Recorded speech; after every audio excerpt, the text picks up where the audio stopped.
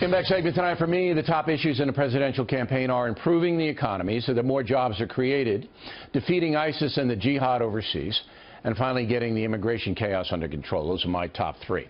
We asked Monica Crowley and Ebony Williams to come up with their two top issues, not taxing them too much. Leaving the economy aside, all right? We know about the economy. It's all speculation. Trump says he's going to do this. Hillary says he's going to do that. Nobody knows. You can't predict it. There's no indicator on that at all. So, Monica, what's your number one issue beside?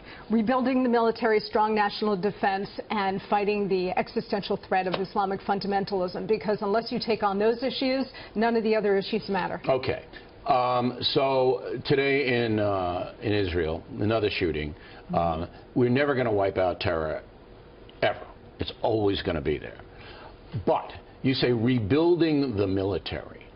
Now, what does that mean? A massive expenditure in there? Well, Barack Obama over the last 8 years has really gutted the military. But what does it mean to you, rebuilding? Well, he's reduced the Army, he's reduced the Navy. Our nuclear forces need modernization. Okay, so you want to put a massive monetary investment in? You absolutely do, and this is something Donald Trump has talked about. Okay, so that's what's your first issue? My first issue, Bill, is education, because I agree with Monica, the national security thing must be dealt with, but domestically, education, I think, is the most compelling part of your trajectory, and it has the biggest impact. This is, again, very, very vexing, because you cannot force children to be educated if the structure at home works against that. That is correct, Bill. And you know what everybody wants to talk about in the campaign trail? Higher education. We got to talk K through 12. You know this as a former teacher. We can't fix the income gap immediately, right? How about school choice? I want to see Hillary Clinton and Donald Trump speak candidly and directly. We know education is important to Trump. Well, Hillary Clinton is never going to support school choice because of the unions. Right, and that's a problem, because even Barack Obama has talked, he's broached this, and people get very quiet on the left when he goes there. He starts talking about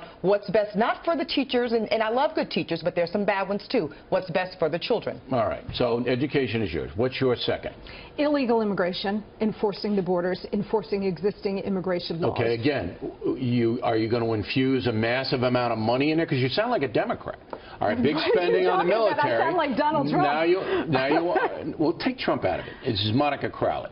You want a $1 trillion investment, I would assume, in the military over 10 years. Another $1 trillion investment in enforcement for illegal immigration? Well, first of all, you have legislation on the books that requires the building of the wall. So you have to make sure wall that has to be built. Okay. Right, but that's already existing, but Congress hasn't, and the executive branch under this president hasn't built the wall. I got to ask you, do you buy the fact that Mexico is going to pay for the wall? I think Donald Trump has a very clever way of making Mexico pay for the wall. I think it's possible, Bill.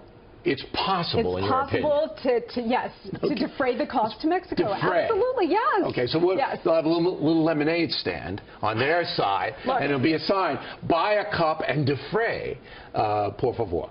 What's your second? Illegal immigration is the only issue that has the potential to change the country as it's already doing. We're going to do that right in the next block. The whole block is going to be on illegal immigration. What's your second? Criminal justice reform bill. Both sides, left and right, have really kind of started this conversation, but they're having them in vacuums of one another. Criminal justice reform means what? Well, I'll tell you this. As a former criminal defense attorney, most of my clients, Bill, were dual diagnosis, meaning they had both mental health issues and substance abuse issues. So many on the right, Chris Christie, a lot of Republicans, talking about decriminalizing addiction. I want to see both sides put their pen where their mouth is. Okay, Let's talk about policy I have around my it. pen. Yes. So what do you want me to write down?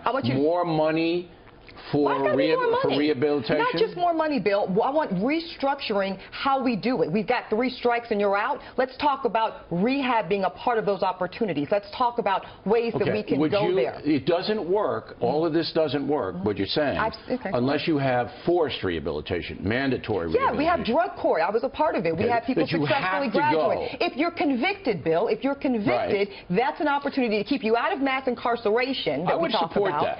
But you would have to go, and you'd have to go to a place and stay there and behave. Yeah, and if you misbehave, you go to jail. And that's a way to remedy both the mass incarceration numbers, we're spending too much, and also get people employed and a part of the thing. And you take the market away and stabilize the neighborhoods that are being devastated by this. I would support that. Thank you. All right, you're both big spenders. I want everybody to know, very big spenders.